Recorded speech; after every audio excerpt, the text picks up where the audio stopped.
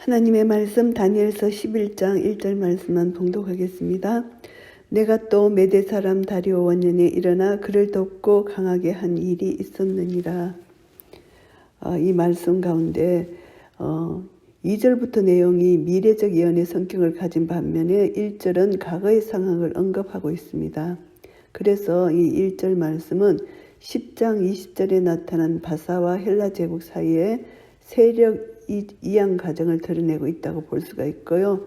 10장의 내용과 유사하게 세상 역사에 대한 영적 세계의 간섭을 언급하고 있습니다. 그래서 10장의 연속으로 봄이 더욱 자연스러운 그런 내용이고요. 이제 11장 2장 2절의 말씀에 보시면은 이제 내가 참된 것을 내게 보이리라. 보라, 바사에서 또 새 왕이 일어날 것이요. 그 후에 넷째는 그들보다 심히 부유할 것이며 그가 그 부유함으로 강하여진 후에는 모든 사람을 격동시켜 헬라국을 칠 것이며, 이제 바사 나라에 새 왕이 일어난다는 것입니다. 그래서 바사 왕 고레스로부터 이제 세 번째 왕까지 캄비세스, 스멜디스, 그리고 다리오, 이렇게 세 사람의 왕이 있은 후에 그 다음에 넷째는 그들보다 심히 부유하다. 이 넷째는 아하수에로 왕입니다. 이 세 왕보다 심히 부유했습니다. 그래서 이제 이 아하수에로 왕은 이제 전쟁에서 군사적 힘을 바탕으로 마게도냐를 침공했습니다.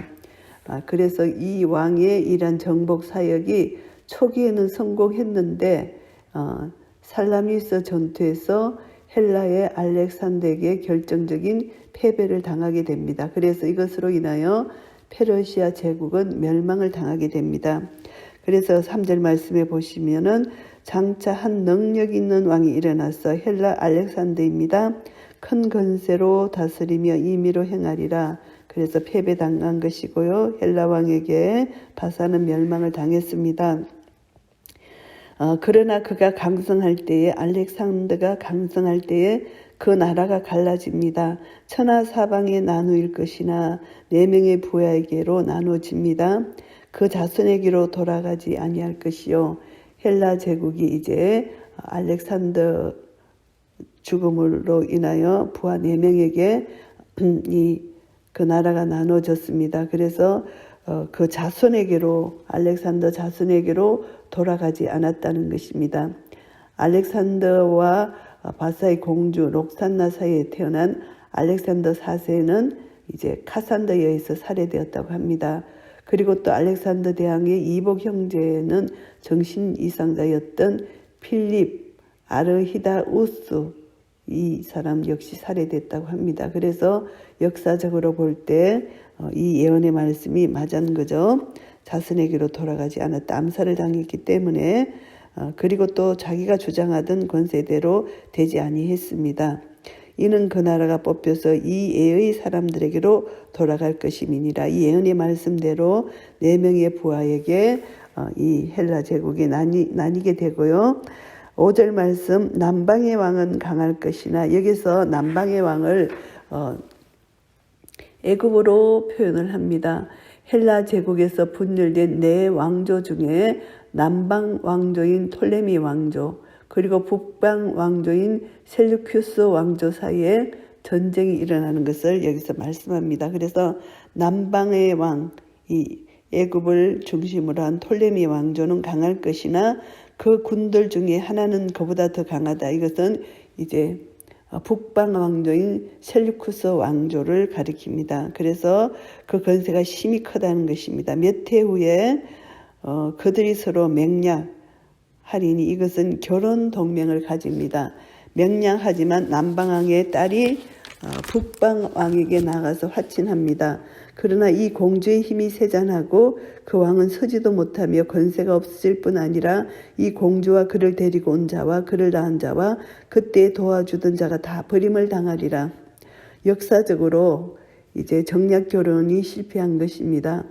이것은 이제 톨레미 2세인 필라델푸스가 그의 딸 베레네스를 남방왕의 딸입니다. 베레네스를 이제 셀리쿠스 왕조 안티오쿠스 2세인 데오스와 결혼을 시켰습니다. 그런데 데오스의 전처인 나오디스라는 이 여자가 베레네스와 그 아이를 살해하고 결국에는 자기 남편 안티오쿠스 2세마저 독살합니다.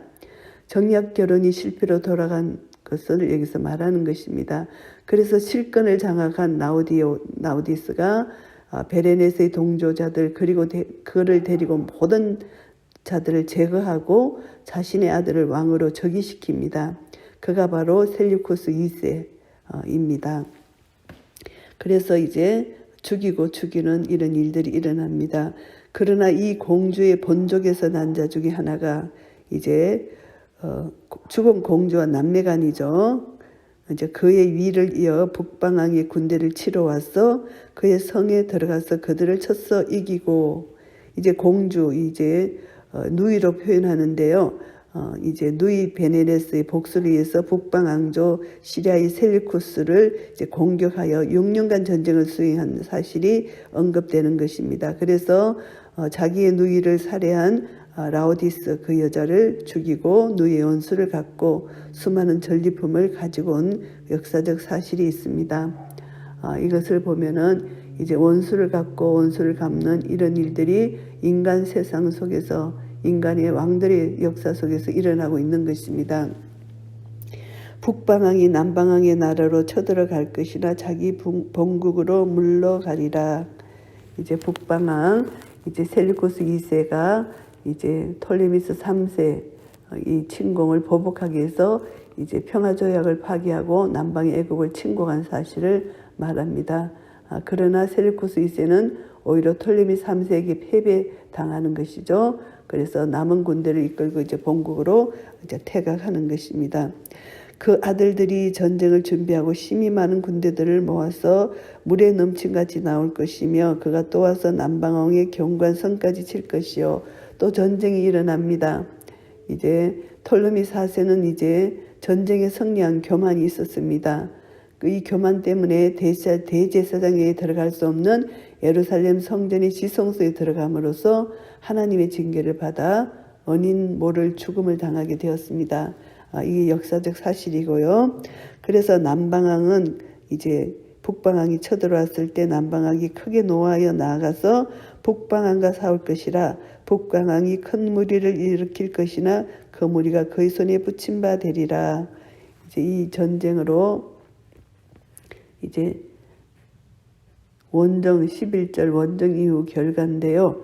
안티오쿠스 3세가 팔레스틴 원정 남방왕 톨레미 4세의 반격에 막혀서 결국은 전투의 패배로 실패한다. 이것을 말씀합니다.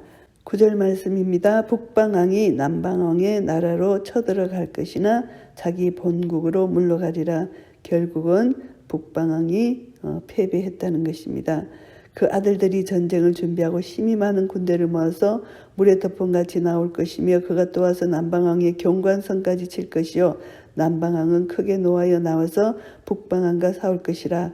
북방왕이 큰 무리를 일으킬 것이나 그 무리가 그의 손에 붙임받으리라. 결국 전쟁에 패배했다는 것입니다. 북방왕이 그가 큰 무리를 사로잡은 후에 그 마음이 스스로 높아져서 수만 명을 엎드러뜨릴 것이나 그 세력은 더하지 못할 것이요.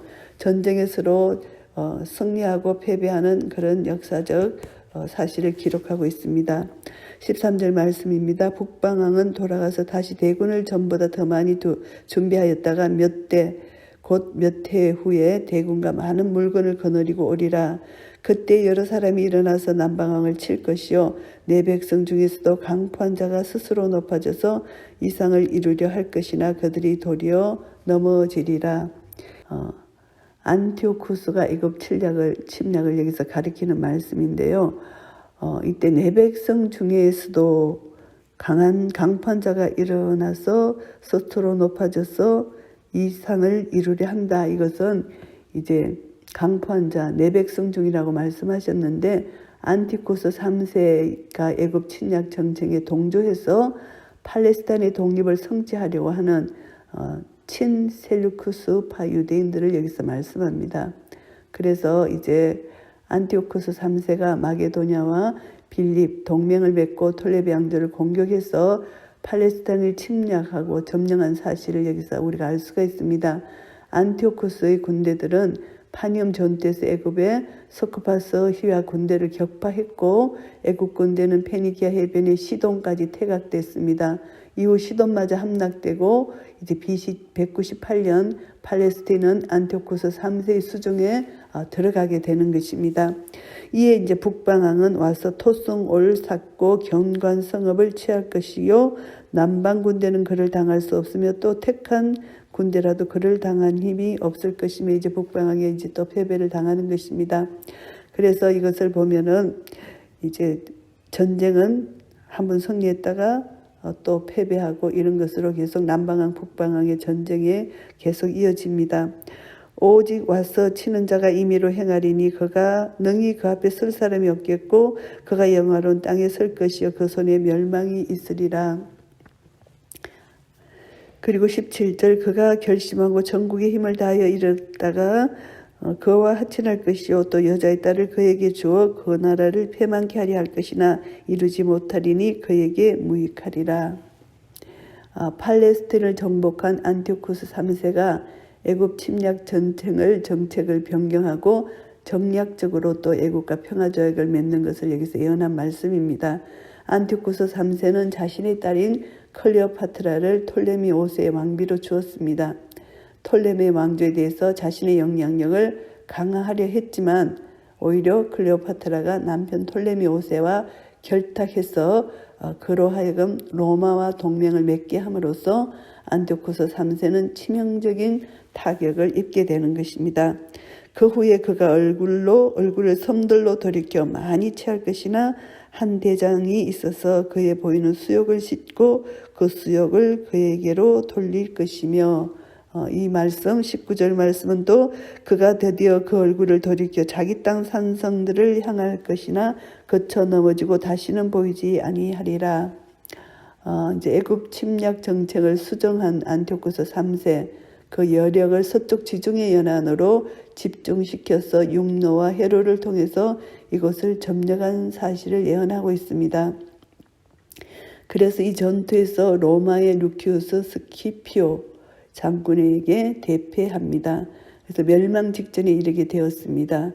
그래서 이 패배로 말미암아 안티오쿠스 3세는 본국으로 귀환할 수밖에 없었고 그나마 바닥난 재정을 메꾸기 위해서 시도한 것이 엘리마이스의 벨사원 약탈까지 했지만 실패를 했고 그 생애에 종지부를 찍게 되는 그런 역사적 사실이 있습니다. 20절 말씀입니다. 그 위를 이을 자가 토색하는 자로 그 나라의 아름다운 곳으로 두루 다니게 할 것이나 그는 분노함이나 싸움이 없이 몇 날이 못되어 망할 것이요. 이 말씀은 안티오쿠스 3세의 뒤를 이어서 왕위를 계승할 셀루쿠스 4세에 대한 예언입니다. 이 왕은 이제 패배한 부왕의 전쟁 배상금을 이제 물기 위해서 셀루쿠스 4세가 강제적인 세금 징수를 목적으로 이제 그 재무장관을 임명합니다. 헬리오도투스라는 이제 재무장관을 임명하는데 그는 명을 받아서 이제 팔레스타인 비롯한 여러 지역들을 순회하면서 강제적으로 세금을 징수했습니다. 그런데 이 셀루쿠스 4세는 바로 자신이 임명한 재무장관으로부터 독살을 당하게 됩니다. 그래서 10년의 통치를 마감하게 되는 것이고요. 또 그 위를 이을 자는 이 비천한 사람이라 이 비천한 사람이 그 뒤를 이을 자가 바로 형 셀루쿠스 4세의 뒤를 이을 자는 바로 안티오쿠스 에피파네스입니다. 사단으로 상징하는 이자가 이제 왕으로 되기를 하는데요. 이제 사악한 범죄, 유대 민족을 박해하는 것을 예언합니다. 적그리스도의 전형으로 이제 우리가 예표가 되는데요. 비천한 사람 안티오쿠스가 이제 나와서 그가 그 나라의 영광을 그에게 주지 아니할 것이나 그가 평안한 때를 타서 게을로 그 나라를 얻습니다. 이제 안티오쿠스 3세 둘째 아들로 태어났죠. 이제 부왕이 로마에 패배한 뒤에 로마의 인질로 끌려가서 14년을 보냈습니다. 그리고 이제 그의 형 셀루쿠스 4세의 장자 데메트리우스를 자기 대신 인질로 이렇게 잡아두고 시리아로 귀환하던 중에 형의 죽음을 전해 듣고 이제 형의 독살자, 형을 독살한 헬리오도투스를 제거하고 실질적인 왕위 계승자인 그 조카죠. 데메트리우스 대신 왕위에 오르게 됩니다. 그래서 조카 대신 왕위에 오른 사실을 정당화시키기 위해서 악의적인 흉계, 겁모술수를 사용하게 된다는 것입니다. 넘치는 물 같은 군대가 그에게 넘침을 입어 패할 것이요 동맹한 왕도 그렇게 될 것이며 에피파네스에게 패배를 예시하고 있습니다. 이 전략, 이 모든 우호관계, 동맹관계 상대를 방심시킨 후에 공격하는 매우 비열한 짓을 하는 것이 이 안티오코스 에피파네스의 이 전략이라는 거죠. 그와 약조한 후에 그는 거짓을 행하여 올라올 것이요 적은 백성을 거느리고 강하게 될 것이며 거짓 평화 조약을 해서 나라를 탈취하는 이런 일들을 하는 것입니다. 그래서 그들이 방심한 틈을 타서 이제 전격적으로 그 영토를 침공하는 그런 일들을 하는 자입니다. 그리고 이제 그가 평안한 때에 그 도의 가장 기름진 곳에 들어와서 그 열조와 열조의 조상이 행하지 못하던 것을 행할 것이요 위장으로 동맹합니다. 그는 노력하며 탈취한 재물을 무리에게 흩어주며 모략을 베풀어 얼마 동안 산성들을 칠 것인데 때가 이르기까지 그러하리라. 이 악한 생각으로 이 모든 왕들과 주변의 왕들과 이장으로 동맹을 하고 방심한 틈을 타서 그들을 공격하는 이장 동맹을 맺은 이 악한 것을 여기서 말씀합니다. 그가 그 힘을 떨치며 영명을 발하여 큰 군대를 거느리고 남방왕을 칠 것이요 남방왕도 심히 크고 강한 군대를 거느리고 맞아 싸울 것이나 능히 당하지 못하리니 이는 그들이 모략을 베풀어 그를 침이니라. 이렇게 모략을 베풀어서 쳤기 때문에 남방왕이 이들을 당하지 못한다는 것을 말씀합니다. 자기의 진미를 먹는 자가 그를 멸하리니 그 군대가 흩어질 것이요 많은 자가 엎드러져 죽으리라. 결국은 척건들의 배신으로 패배당하게 된다는 것, 이것을 말씀하고요. 이 두 왕이 마음에 서로 해하고자 하여 한 밥상에 앉았을 때에 거짓말을 할 것이라 일이 형통하지 못하리니 이는 작정된 기한에 미쳐서 그 일이 끝날 것임이니라. 이제 로마의 간섭으로 인하여 북방왕, 남방왕이 서로 해하고자 했으나 거짓말로 서로 평화협정을 맺었으나 그것이 이제 일어나지 못했다. 이것을 여기서 말씀합니다. 북방왕은 많은 재물을 가지고 본국으로 돌아가리니 그는 마음으로 거룩한 언약을 거스리며 임의로 행하고 본토로 돌아갈 것이며 북방왕 시리아 왕조 안티오코스 에피파네스 이것으로 인하여 이제 거룩한 언약, 이스라엘과 맺은 평화조약을 뜻하는 것이 아니고 하나님이 이스라엘의 궁극적 왕이 되신다는 옛 언약에 기초한 유대의 신정 정치 제도를 여기서 가리키는 말입니다. 그래서 그는 마음으로 거룩한 언약을 거스렸다. 그리고 임의로 행하고 본토로 돌아갔다. 에피파네스가 하나님의 나라인 이스라엘을 침공해서 자기의 통치권 내에 두려는 사실을 여기서 의미하는 것입니다. 그래서 이 사건은 에피파네스가 이제 야손 대신 자신이 지명한 베넬라우스를 대제사장에 복위시키고 성전 기물을 탈취하며 예루살렘 성 안에 이방의 군대를 주둔시킨 사실이 역사적으로 있습니다. 그리고 이제 작정된 기한에 그가 다시 나와서 남방에 이를 것이나 이번이 그 전번만 못하리니 이제 또 남방을 치러 가려고 합니다. 그런데 이제 애굽 원정 예언인데요.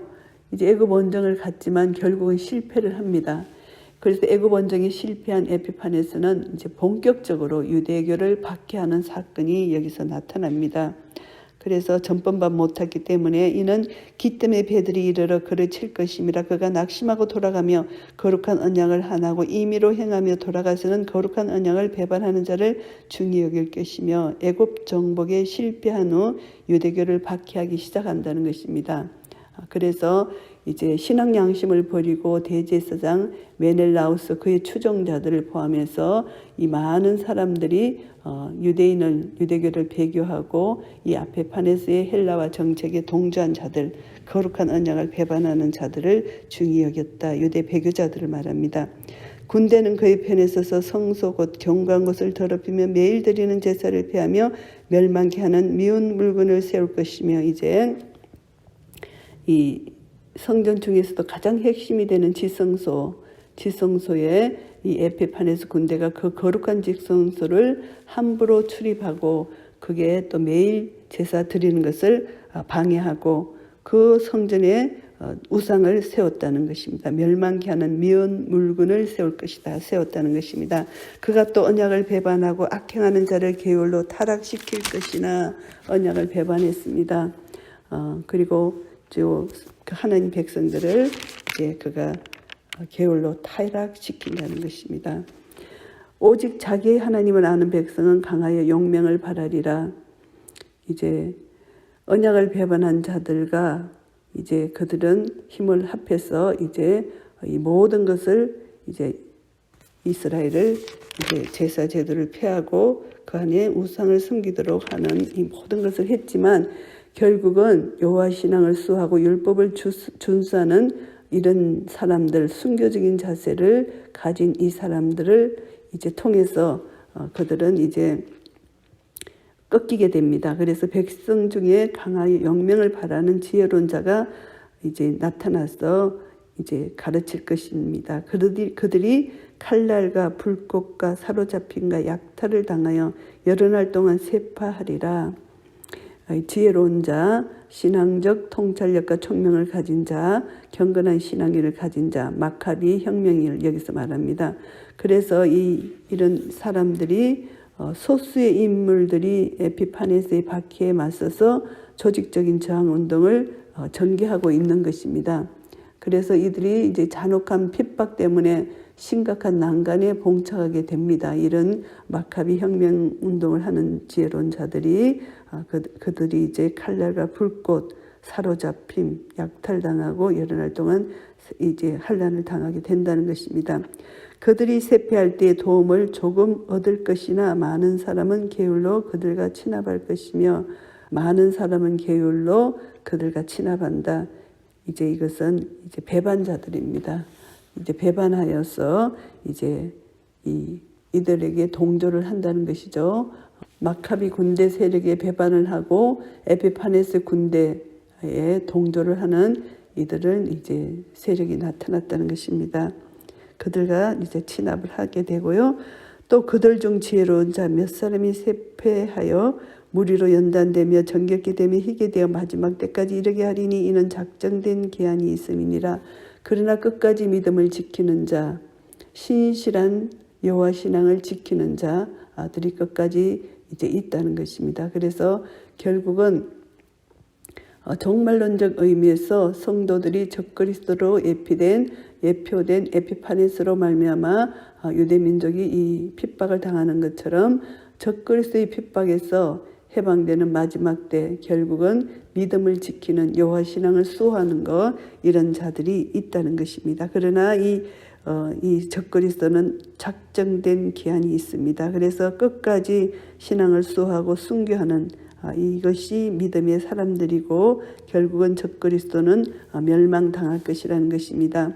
이 왕이 자기 뜻대로 행하며 적그리스도입니다. 스스로 높여 모든 신보다 크다 하며 비상한 말로 신들의 신을 대적하며 형통하기를 분노하심이 실 때까지 하리니 이는 그 작정된 일이 반드시 이룰 것임이니라. 이 적그리스도는 교만이 극치를 이룹니다. 그리고 이 교만은 신적 하나님을 대적하는 그런 교만입니다. 이것이 적그리스도의 교만인데요. 이 적그리스도의 교만은 결국은 멸망을 당할 것이다. 이것을 말씀합니다. 그가 모든 것보다 스스로 크다 하고 그 열조의 신들과 여자의 삼하는 그것을 돌아보지 아니하며 아무 신이든지 돌아보지 아니할 것이나 이방에 많은 열조들의 신이 있고 여자의 삼하는 것 탐무스 신입니다. 탐무저 신, 모든 신들을 돌아보지 않는다. 그 대신에 이가 무슨 신을 공경하나 하면은 세력의 신, 결국 전쟁의 신입니다. 전쟁의 세력의 신을 공경할 것이죠. 또 그 열조가 알지 못하던 신에게 금은 보석과 보물을 드려 공경할 것이며 결국은 이제 전쟁을 이제 우상화한다는 것입니다. 그래서 이 에피파네스는 신적 교만, 전쟁 숭배, 이 모든 것을 여기서 말씀합니다. 그는 이방신을 힘입어 크게 견고한 산성들을 취할 것이요 무릇 그를 안다 하는 자에게는 영광을 더하여 여러 백성을 다스리기도 하며 그에게서 뇌물을 받고 땅을 나눠주기도 하리라. 이제 완전히 성도들을 미혹하고 핍박하는 이 적그리스도의 특성을 여기서 말씀하고 있습니다. 마지막 때에 남방왕이 그를 찌르리니 북방왕이 병거와 마병과 많은 배로 해리 바람처럼 그에게 마주와서 여러 나라에 들어가며 물이 넘침같이 지나갈 것이요. 마지막 때 이제 에피파네스의 임박한 최후를 여기서 말씀합니다. 결국 상징적으로 적그리스도의 최후입니다. 역사적 기록은 없지만 애굽에 의해 저질러진 전쟁으로 보여지는데요. 아마도 이는 적극적인 원정의 형태라기보다는 수세적인 입장에서 에피파네스에 대한 반시리아 정책으로 이해할 수 있겠습니다. 그래서 이제 에피파네스의 본격적인 애굽 원정 기사라고 우리가 생각할 수가 있는데요. 종말에 거대한 세력들을 형성하여 세계를 지배하게 될 적그리스도와 그 추종자들이 자기를 거역하는 사람들에게 행하는 무자비한 압제를 여기서 연상시키고 있습니다. 그래서 그가 또 영화로운 땅에 들어갈 것이요 많은 나라를 패망할 것이나 오직 에돔과 모압과 암몬 자손의 존귀한 자들은 고선에서 벗어나리라. 적그리스도의 동조 세력입니다. 이 적그리스도가 모든 이 세상의 거민들을 핍박할 때 그와 동조하는 세력, 침략 에피파네스의 침략 전쟁에 동조한 이 세력들은 그들은 이제 그 손에서 벗어난다. 핍박에서 벗어난다. 자신에게 동조한 세력을 규합하는 해서 성도들을 핍박하게 될 것을 여기서 예시하고 있고요. 그가 열국의 그 손을 펴리니 애굽 땅도 면치 못할 것이므로 그가 권세로 애굽의 금은과 모든 보물을 잡을 것이요 리비아 사람과 구스 사람이 그의 시종이 되리라. 애굽 서쪽 구스, 애굽 남쪽에 있는 애굽의 동맹국들, 에피파네스가 애굽뿐만이 아니라 친애굽 정책을 표방한 나라들까지 괴멸시키고 노략할 것이라는 것을 암시하고 있습니다. 그러나 동북에서부터 소문이 이르러 그로 번민케 하므로 그가 분노하여 나가서 많은 무리를 다 도륙하며 진멸코자 할 것이요. 그가 장막 궁전을 바다와 영화롭고 거룩한 산 사이에 베풀 것이나 그의 끝이 이르리니 도와줄 자가 없으리라. 결국은 이제 시리아 동북쪽 지방에 있는 이제 파르티아와 알메니아 반란 소식을 접하게 됩니다. 이를 진압하기 위해서 기한하려고 할 것을 여기서 예언하는데요. 최후를 예언하고 있습니다. 그래서 결국은 에피파네스가 그 반란군을 진압하려 가는 도중에 바다와 영화롭고 거룩한 산 사이 곧 지중해 예루살렘 성 사이에서 죽게 된다는 것을 여기서 의미합니다. 역사적으로 안티오쿠스가 죽은 상황, 도울 자가 없는 그런 상황에 죽게 된다는 것입니다. 적그리스도의 최후를 여기서 묘사하는 것입니다. 그래서 이제 결국은 죽임을 당한다. 도와줄 자가 없다. 그래서 심판적 멸망, 필연성, 절대성을 강조하는 말입니다. 마카비 군대에 의해서 패배하고 엘리마에서의 사원에 대한 약탈 실패 등으로 인하여 절망과 낙심 가운데 죽어갔다. 이렇게 볼 수가 있습니다. 다니엘서 11장을 정리하겠습니다. 1절부터 4절까지는 바사와 헬라가 이제 세워지고 이제 쇠퇴하는 그런 과정을 여기서 말씀합니다. 그래서 바사가 헬라가 등장했고 또 한 강한 왕이 나타나서 이제 또 약한 왕을 또 전쟁에서 승리케 하는 이런 모습을 나타내고 있습니다. 세상 역사는 힘의 원리에 의해서 지배된다는 사실을 여기서 나타내 보여주고요. 그래서 전쟁의 연속이다. 이 세상 나라는 한 나라를 물리치기 위해서 더 많은 힘이 필요하게 되는 과정입니다. 그 힘이 필요하는데 죽이고 모략하고 흉계를 꾸미고 그래서 독살하고 죽이고 힘을 얻는 이런 강한 힘을 가진 세력에 대해서 정복당하는 인간 나라, 세상의 권력과 힘을 의지하는 어리석음을 버리고 우리는 무한한 능력을 가지신 하나님을 신뢰하지 않으면 안 된다는 것을 우리는 교훈받게 되고요. 5절부터 19절까지는 이제 남방왕과 북방왕 간의 이제 전쟁을 묘사합니다. 계속 전쟁이 이어집니다. 북방왕의 승리, 몰락, 남방왕의 승리, 몰락. 결국 애국과 시리아의 거듭되는 전쟁을 통해서 이제 만족할 줄 모르는 인간의 욕망, 적그리스도의 끊임없는 핍박을 여기서 이제 예표하고 있습니다. 남방왕 중에 이제 한 군대의 강대함이 나타나고, 그리고 또 그들이 서로 또 평화협정, 거짓 평화협정을 맺고 또 침략하고 침략당하고 이런 일이 계속 이어진다는 것을 우리가 여기서 알 수가 있습니다. 그러나 결국은 이 세상의 왕들은 다 몰락하게 될 것이고 패배하게 될 것이고, 세상 나라는 영원할 수가 없고 오직 하나님 나라만 영원하다는 것 우리가 교훈을 받게 됩니다. 이제 마지막 왕의 모습 20절부터 45절까지인데요.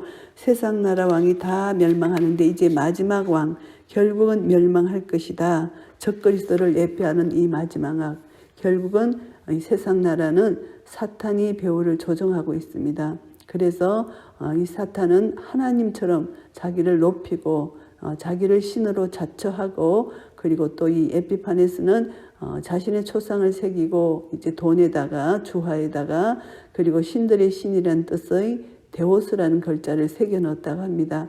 이것은 완전한 교만 중의 교만이고 반역입니다. 그래서 종말론적으로 그리스도의 재림 직전에 나타날 적그리스도를 상징하는 인물입니다.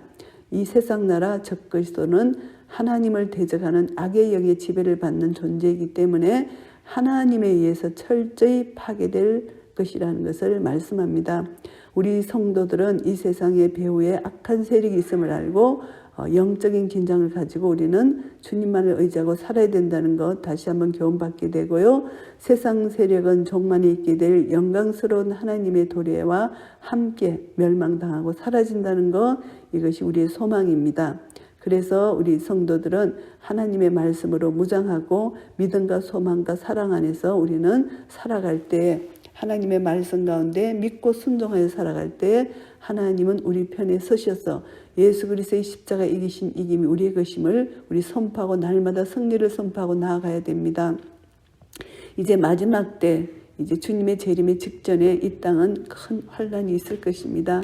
이 환란 기간 동안 이제 예수 그리스도를 믿는 믿음 때문에 당하는 이 환란, 적그리스도의 세력이 우리를 핍박할지라도, 우리는 목숨을 잃어버릴지라도, 어떤 핍박과 환란이 우리에게 올지라도 우리는 끝까지 믿음을 수호하고 예수 그리스도의 십자가 이기신 이김이 우리의 것임을 선포하고 나아갈 때, 예수 안에 들어가면 예수 안에서 이미 이기신 이김이 우리를 보호하고 지켜주실 것입니다. 잠시 너희는 세상에서 환난을 당하나 담대하라, 내가 세상을 이기었노라. 세상을 이기는 이김은 이것이니 우리의 믿음이니라. 내 안에 계신 이가 세상에 있는 이보다 크도다. 이것을 믿는 믿음 안에서 끝까지 우리는 믿음을 지키고 내가 예수 그리스도 안에 있다는 것을 믿는 믿음 안에서 날마다 승리를 선포하고 날마다 주님의 영광을 바라보게 될 때 우리는 끝까지 믿음으로 승리할 것입니다. 이런 은혜가 우리 모두에게 있으시기를 예수 그리스도 이름으로 축복합니다. 아멘.